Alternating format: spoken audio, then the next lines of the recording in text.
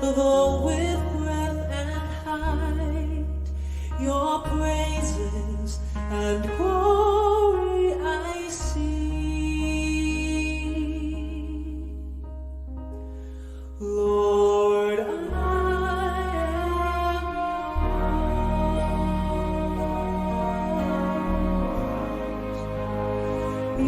yours.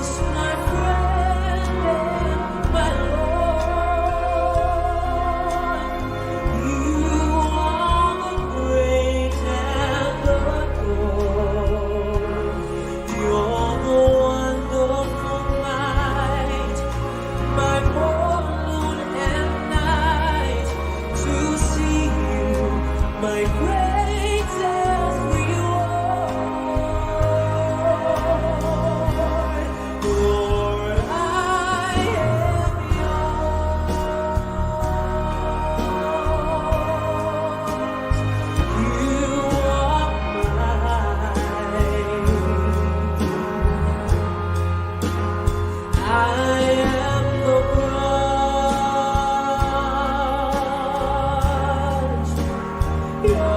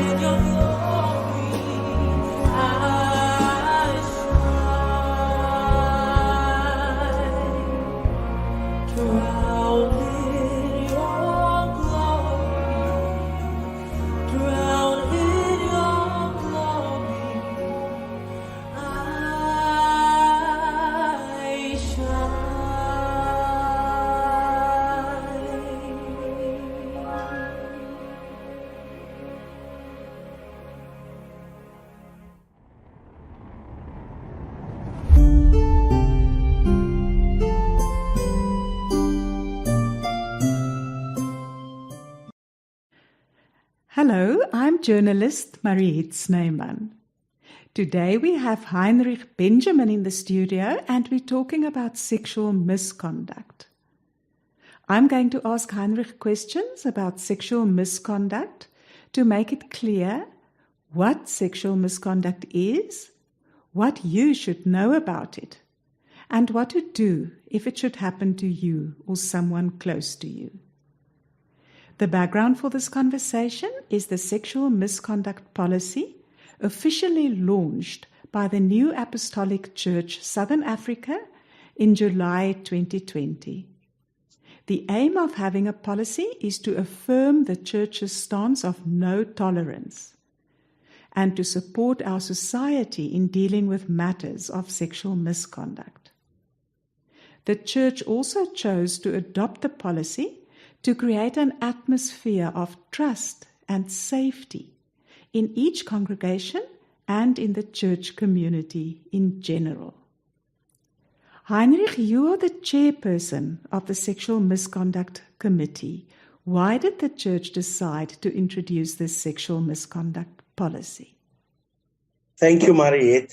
In broad, the church elected to introduce a policy after recognizing that there's a gap in the pastoral support offering. So matters of sexual misconduct does not traditionally fall in the realm of pastoral care.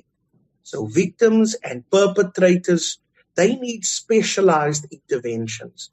So the church decided to develop a framework that will guide the church to deal with sexual misconduct and to draw on the expertise of professionals such as social workers, psychologists, and legal professionals.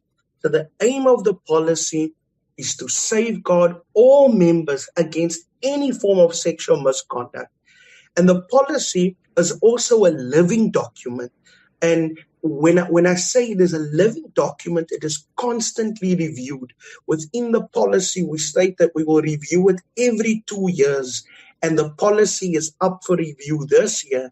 In fact, we have May of 2022, we will be reviewing the policy and updating it and making sure that we are aligned with all the relevant legislation, any policies, any rules around this. We will ensure that the policy is updated and it's in line with all the relevant policies out there. We often hear about sexual misconduct on the news, but what does the term actually mean? So sexual misconduct is actually what we call an umbrella term. It constitutes any unacceptable or improper behavior or conduct of a sexual nature. So we know that the term broadly is used to include any form of unwelcome behavior of a sexual nature. And here the important part is nature that is committed without consent and even by force. And we also know that sexual misconduct can be committed by any person of any gender, and it can occur between people of the same or different gender. So for us just to understand that sexual misconduct examples include, but it's not limited to things like rape, sexual harassment, sexual assault, sexual exploitation, and even sexual intimidation. Often people are afraid to come forward to report cases of sexual misconduct. How does the church handle such reports? Yeah, I think in society in general, many survivors decide not to report sexual misconduct because of feelings of fear. People are often very scared and worried because they're not sure how these cases will be handled. And often even they are afraid that no one would believe them, because often the perpetrators would be in a position of power. It could be a priest, it could be a deacon, it could be someone in the church that everyone looks up to. And if we look beyond the church, it could be a teacher, it could be a police officer, it could be anyone in a position of power. And often victims are vulnerable and they're afraid to say something. But let me first start off with how the church will deal with it. The church has taken extra steps to ensure that all matters are dealt with in a confidential manner. And not only that, all matters are handled with empathy. The church has taken special measures to ensure we do that. One of those measures are that all those involved in dealing with cases, we all signed a non-disclosure agreement. That is the first thing everyone did. The second thing, we all underwent criminal background checks. And this includes the leaders of our church at the very top, our apostles, our bishops, and even our district apostle also underwent a background check to ensure that all those who are going to offer help to victims, that they themselves are not perpetrators. So that's the first step. And also, maybe I add one of the natures of the policy, why we're doing it and why we draw on the expertise of external people or professionals, is because we deal with it in an unbiased way. So regardless of whether this person is at the highest level or the lowest level, everyone gets treated the same. There is no favor for anyone with a particular ministry or position. the church has a zero tolerance when it comes to dealing with any form of abuse. Heinrich, what procedures does the church follow to deal with reports of sexual misconduct? So victims have two options to resolve a complaint. And an attempt can be made to resolve, let's say, a complaint in an informal or a formal way. And both are very structured. So and maybe I add to this that no victim or complainant will be forced or be put under pressure to deal with it in one or the other way. It is up to the victim how they want to deal with it, either in an informal way or a formal way. Maybe let's just briefly talk about the informal way. So when a victim reports allegations of sexual misconduct, usually they can do that and they can report it to the rector or the congregation leader or even the apostle of that area. The rector will immediately inform the apostle, and the apostle will appoint a mediator within 7 days. And the goal of the mediator would be to bring the parties together, and they will attempt to resolve the complaint in a way that is acceptable to both parties. So the mediator could be a minister, a member, or even an independent person, but we will make sure that this person has knowledge of mediation and they know how to deal with these kind of disputes. They should have experience in dealing with matters related to sexual misconduct.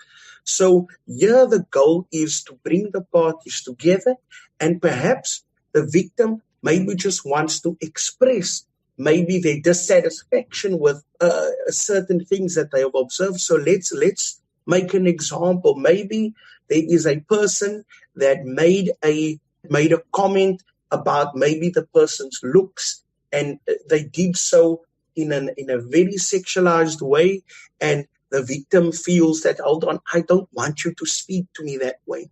When we get the two parties together, the victim would have an opportunity to express his or her feelings in a safe space to say, no, I want you to stop saying this to me.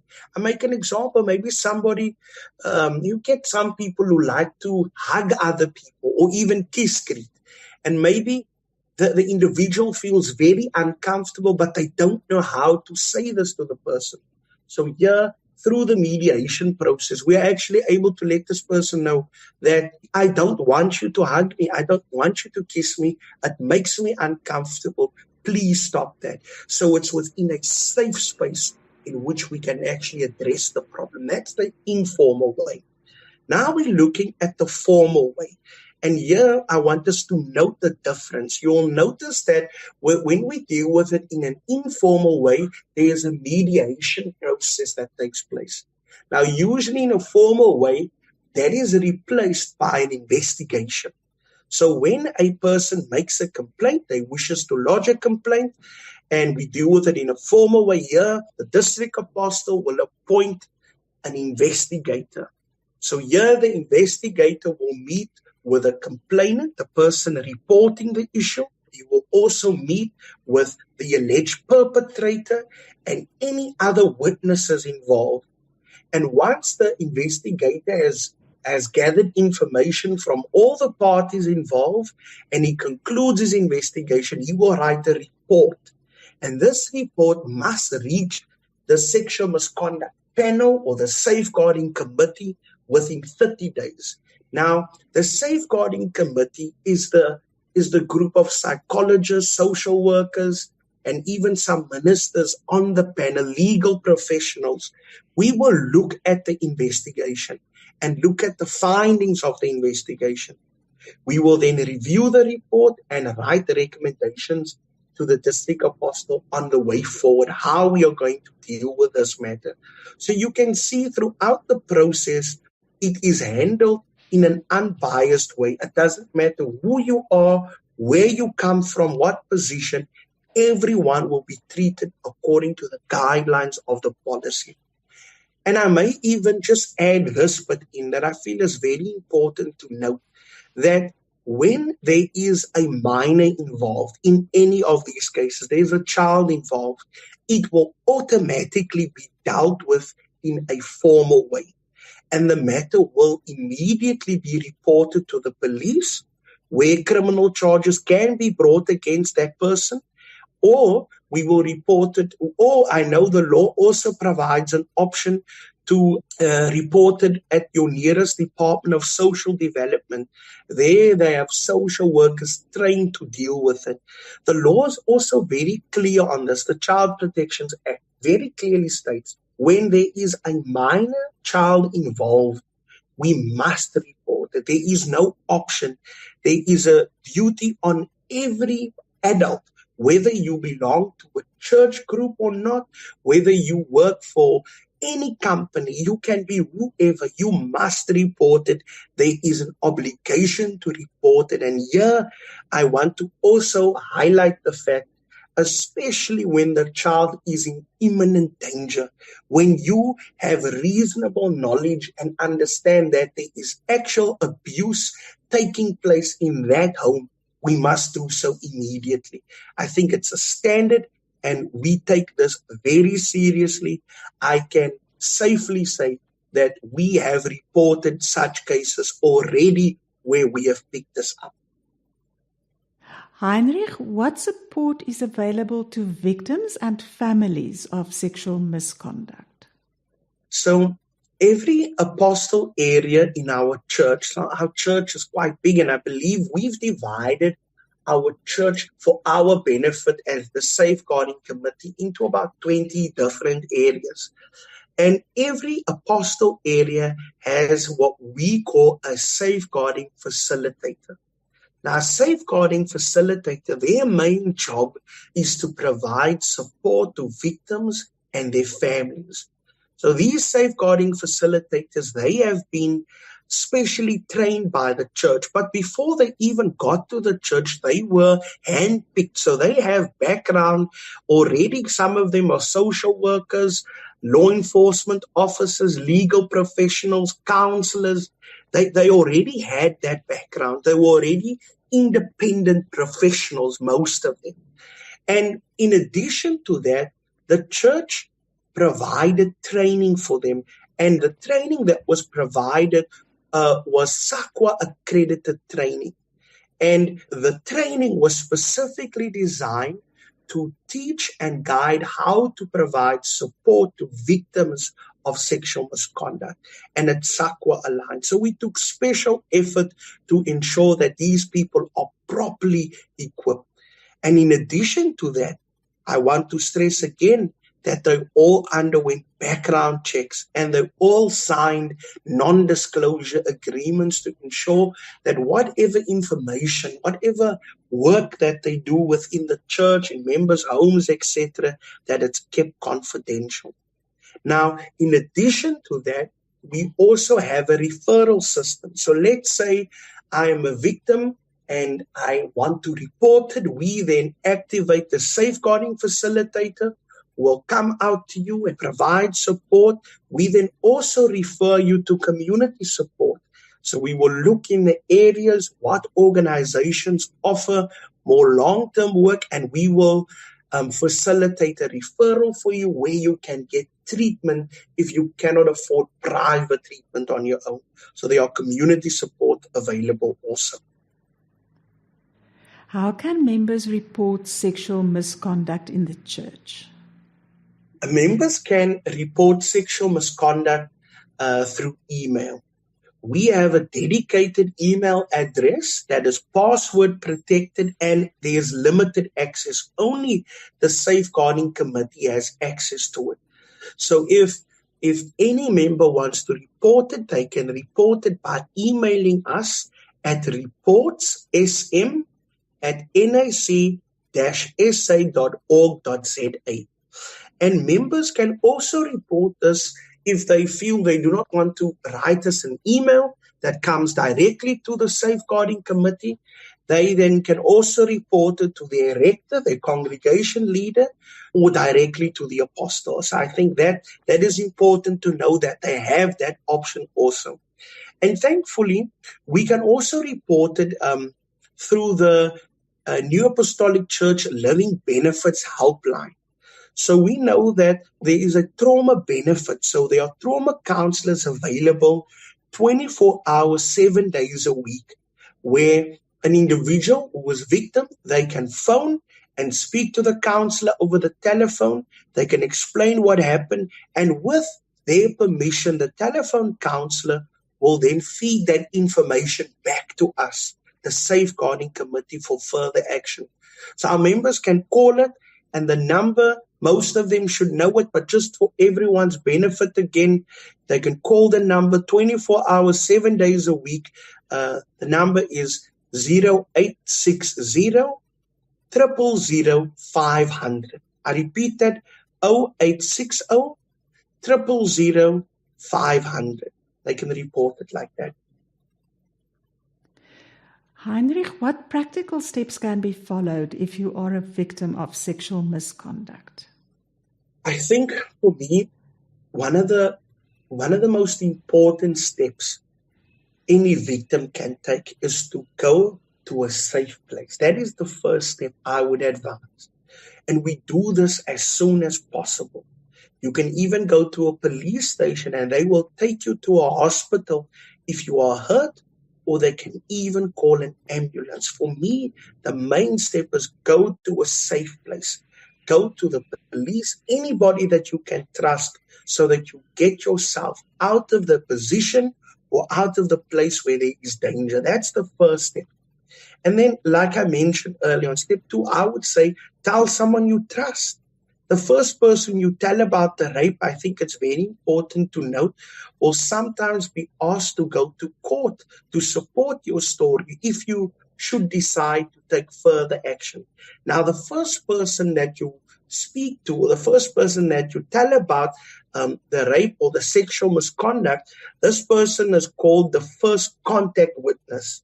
So it's very important to note, even if this person is a stranger, let's say in the terrible event that you are fleeing and running away, and the first person that you tell is a stranger, it is important to try and get their contact details also, because later on, that person may be called as a witness if it goes to court to give an account of what happened.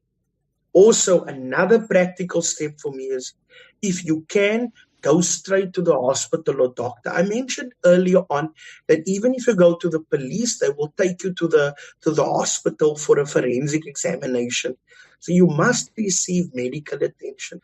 So I add, often people do not want to do that because they feel they don't have money to pay for the treatment. But our government has made special provision that any victim has a right to free medical treatment at the Tutuzela care centers. So when you go to your nearest hospital, you will receive free medical treatment. You'll be given even the option there whether you want to lay a criminal charge at those centers. They will help you to do that, but they will first make sure that you are given the necessary medical attention, and you will still get that help even if you decide not to lay a charge. I maybe want to add into this, and this is something to consider, that it is important to actually go for medical help within 72 hours. We know with a high HIV rate in South Africa, we need to try and get to the hospital at least within 72 hours. And it's best to actually take the medication to prevent HIV infection as soon as possible. You can take it immediately or within 3 days, if memory serves correct, you can take it. So they will test you at the hospital, and if you are HIV negative, the hospital clinic will give you the necessary antiretroviral drugs to prevent HIV. So here it's important that we go within 72 hours to make sure that they can even give us that medication. And then I maybe want to add the following as a final practical step that a person must consider when dealing with this. At the time when you have been abused, let's go with the example that you've been raped. You may not feel like making a case immediately. And here's the very important part. You don't have to make that decision so soon after you had suffered. The police can be called. They can take you to the hospital. And if you want to, you can report that the police cannot force you, nor can any person. So I believe, for me, that is very important to know. So even if you're not sure if you wish to lay a charge, it is actually also just better to go to the hospital for that forensic examination so that the doctor can gather all the necessary physical evidence.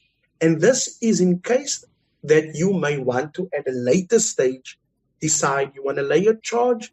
You have actually undergone the examination, and that evidence can be used in your case.